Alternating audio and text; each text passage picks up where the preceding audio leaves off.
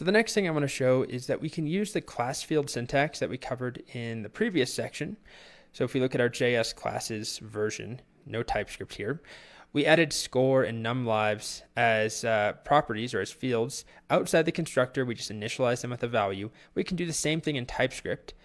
In fact, it's easy. It's easier than what we're doing here because we don't even have to tell TypeScript the type. We can rely often on it inferring the type. Just as an example, if I want every player to have a score that starts at 0, I could do this. Score is a number TypeScript, and then say this dot score is 0 for every single player.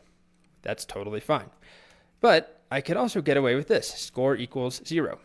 And just like any variable, TypeScript will infer, in this case, that score is supposed to be a number. If that's not the case, then of course we can annotate it and say, oh, it should be a number or a string or whatever we want. I'll leave number as the annotation here just to be clear and explicit, but we don't need it in this situation. So score is going to be a number. It starts at 0 for every single instance of player. Now we don't do that for first and last because what would we initialize them to?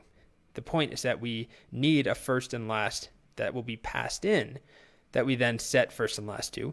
But with score, that's always hard-coded to begin at 0. And then, if I try and access Elton.score, TypeScript tells me, yeah, that's a number. I can change it. I can change it to a number, but I cannot change it to a string. Of course, over in JavaScript land, I can do whatever I want. I can look at score. I can change it to a Boolean. I can make it a string.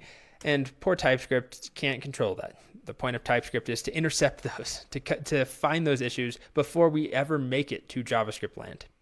All right, so no major differences there, except you might want to add the annotation in. If it's unclear, we can use this class property syntax, and that's it for this video.